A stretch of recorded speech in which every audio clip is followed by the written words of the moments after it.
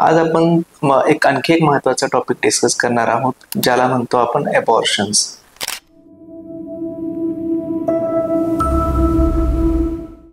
Hello friends, मी doctor Pritam Sulakhe from Nucleus IVF Pune. आजकाल याचं प्रमाण बरंच वाढलेलं दिसतं आपल्याला. तर नेमकं अबॉर्शन म्हणजे काय? तर अबॉर्शन म्हणजे प्रेग्नन्सी जी सर्वायवल एजच्या आधी जर बाहेर आली तर त्याला आपण अबॉर्शन म्हणतो. तर सर्वायवल एज जनरली किती असतं इंडियामध्ये? तर 24 आठवडे 25 आठवड्याच्या आतमध्ये. 24 weeks is considered viability in all over the world. इंडियामध्ये ती थोडीशी अजून पुढे आहे, साधारण 27-28 आठवड्यापर्यंत इन पेरिफेरी. मात्र शहरांमध्ये 25-26 आठवड्यांचे पण बेबीज जगवले जातात.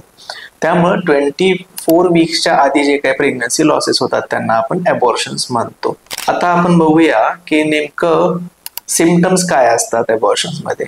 प्रेग्नन्सी टेस्ट पॉझिटिव्ह असणं, पोटामध्ये खूप जास्त पेन होणं, ब्लिडिंग असणं, नॉशिया वॉमिटिंग असणं आणि काही वेळेला चक्कर येणं, हे सगळे अबॉर्शन्सचे सिम्पटम्स असतात. आता अबॉर्शन्स डायग्नोज कसे केले जातात? तर जसं मी म्हणालो की प्रेग्नन्सी टेस्ट पॉझिटिव्हिटी येणं, त्याच्यानंतर आहे सिम्पटम्स असणं पेशंटला. क्लिनिकल एक्झामिनेशन्सला काही वेळेला आपल्याला सर्व्हिक्स मधून काही प्रोडक्ट्स बाहेर येताना दिसतात, किंवा क्लिनिकल एक्झामिनेशन्सला युट्रस बल्की वाटतं आपल्याला. आणि सोनोग्राफिकली कन्फर्मेशन्स केले जातात की सोनोग्राफीमध्ये नेमकं काय फीचर्स आहेत प्रेग्नन्सीचे. आता आपण डिस्कस करूया की नेमके टाइप्स काय असतात अबॉर्शन्सचे. अबॉर्शन्सचे ब्रॉडली 2 टाईप असतात. एक तर स्वतःहून अबॉर्शन्स होणं किंवा स्वतःहून अबॉर्शन करवणं. तर हे 2 वेगवेगळे प्रकार असतात. आता जेव्हा स्वतःहून अबॉर्शन्स होतात त्याच्यामध्येही काही अबॉर्शन्स हे जस्ट थ्रेटन्ड अबॉर्शन्स असतात. म्हणजे ते फक्त आपल्याला भीती दाखवतात की मी बाहेर येऊ का. त्याच्यामध्ये ब्लिडिंग असतं पण पेशंटचं प्रेग्नन्सी कम्प्लिटली बाहेर आलेली नसते. दुसरं असतं इनएव्हिटेबल अबॉर्शन्स, म्हणजे त्याच्यामध्ये प्रेग्नन्सी तिच्या जागेवरून सुटून खाली सर्व्हिक्स मध्ये लोअर सेगमेंटमध्ये ऑलरेडी आलेली असते, ज्याला आपण सेव्ह नाही करू शकत. कम्पेअर्ड टू थ्रेटन अबॉर्शन्स, थ्रेटन अबॉर्शन्स हे आपण सेव्ह करू शकतो जर वेळीच ट्रीटमेंट दिली तर.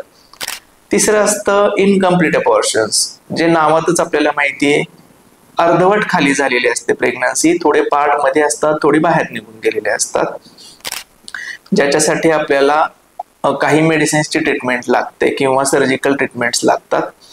चौथा प्रकार असतो त्याच्यामध्ये कम्प्लीट अबॉर्शन्स. कम्प्लीट अबॉर्शन्स मध्ये पूर्णपणे प्रेग्नन्सी निघून गेलेली असते, ज्याच्यामध्ये शक्यतोवर काही अँटीबायोटिक्स म्हणा किंवा काही पेन किलर्स म्हणा याच्याशिवाय काही बाकी मेडिसिन्स आपल्याला लागत नाही. आता आपण बघूया की नेमके अबॉर्शन्सचे कारण काय काय असू शकतात. मोस्ट कॉमन कंडिशन्स किंवा मोस्ट कॉमन रिझन अबॉर्शन्स मध्ये आपण पाहतो ते आहे जेनेटिक प्रॉब्लेम्स. बेबीमध्ये जर जेनेटिक एबनॉर्मलिटीज असतील, डेव्हलपमेंटच्या वेळी काही जेनेटिक एरर्स आलेले असतील, तर ते बेबी निसर्गाला आधी कळतं आणि according to survival of fittest या रूलनुसार ते बेबीज निसर्गाकडून कंटिन्यू नाही केले जातात आणि ते अबॉर्ट होतात. दुसरं कारण आहे हार्मोनल इम्बॅलन्सेस, जसं की आपल्याला माहिती पॉलिसिस्टिक ओव्हरियन डिसीज. काही केसेसमध्ये ल्युटेल फेज डिफेक्ट, म्हणजे प्रोजेस्ट्रॉन जे तयार होतं बॉडीमध्ये ते तयार होत नाही. अशा केसेसमध्ये हे अबॉर्शन्स अर्ली प्रेग्नन्सीमध्ये होतात.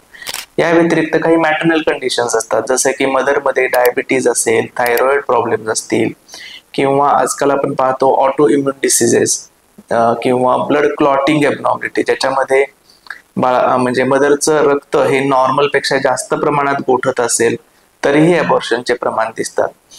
याच्या व्यतिरिक्त युट्रसचे काही प्रॉब्लेम्स असतात, जसे की सेप्टेट युट्रस, गर्भाशयाला पडदा असेल, गर्भाशयाला स्कार असेल, जसे की काही फायब्रॉइड्स असतील गर्भाशयामध्ये, त्यांची ऑपरेटिव्ह सर्जरी झालेली असेल तरीही अबॉर्शनचं प्रमाण आपल्याला दिसतं. याच्या व्यतिरिक्त काही एक्स्ट्रा जे एन्व्हायरमेंटल टॉक्सिन्स असतात, जसं की स्मोकिंग, अल्कोहोल ड्रिंक्स, यानेही प्रेग्नन्सी लॉसेस आपल्याला पाहण्यात आलेले आहेत. Coming to treatment parts of abortions. आता जसं आपण डिस्कस केलं की ज्या प्रकारे अबॉर्शन्सचे टाइप्स असतात त्यानुसार आपल्याला ट्रीटमेंट द्यायला लागते. फॉर एक्झाम्पल जसे की थ्रेटन्ड अबॉर्शन्स असतात. थ्रेटन्ड अबॉर्शन्स मध्ये आपल्याला काही प्रोजेस्ट्रॉन सपोर्ट्स म्हणा किंवा काही स्पेसिफिक टॅबलेट्स इंजेक्शन्सने प्रेग्नन्सी प्रिव्हेन्शनसाठी युट्रसला थोडंसं शांत ठेवणे, ज्याला आपण म्हणतो, ते करू शकतो. इनएव्हिटेबल अबॉर्शन्स मध्ये आपल्याला एक्सपेक्टंट मॅनेजमेंट करता येऊ शकते, मेडिसिन्स वगैरे देऊन फक्त वाट बघणे की ते पूर्णपणे खाली होईल. इनकम्प्लीट अबॉर्शन्समध्ये टॅबलेट्स जसे की मिझोप्रोस्टोल, मिफिप्रोस्टोल यांनी आपण कम्प्लिशन ऑफ टर्मिनेशन्स करू शकतो, किंवा काही केसेसमध्ये आपल्याला सर्जिकल इव्हॅक्युएशनसाठी, ज्याला आपण डायलेटेशन अँड इव्हॅक्युएशन्स म्हणतो, त्या प्रोसिजर्सला आपल्याला जायला लागू शकतं. कमिंग टुवर्ड्स प्रिव्हेन्शन ऑफ अबॉर्शन्स, आपल्याला असं काही करता येऊ शकतं का की आपल्याला अबॉर्शन्स प्रिव्हेंट करता येतील?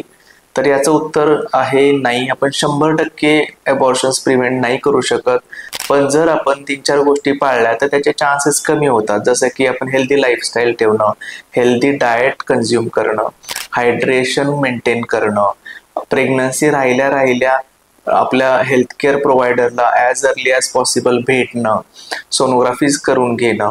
तर या सगळ्या गोष्टींमुळे आणि अर्ली मेडिसिन्स चालू केल्यानंतर या गोष्टी आपल्याला, अबॉर्शन सारख्या गोष्टी आपल्याला प्रिव्हेंट करता येऊ शकतात. तर या संदर्भात आपल्याला कुठल्याही शंका असतील तर आमच्या कमेंट बॉक्समध्ये आम्हाला कमेंट करून नक्की कळवा. आमची टीम त्याला उत्तर देण्यासाठी प्रयत्न करेल.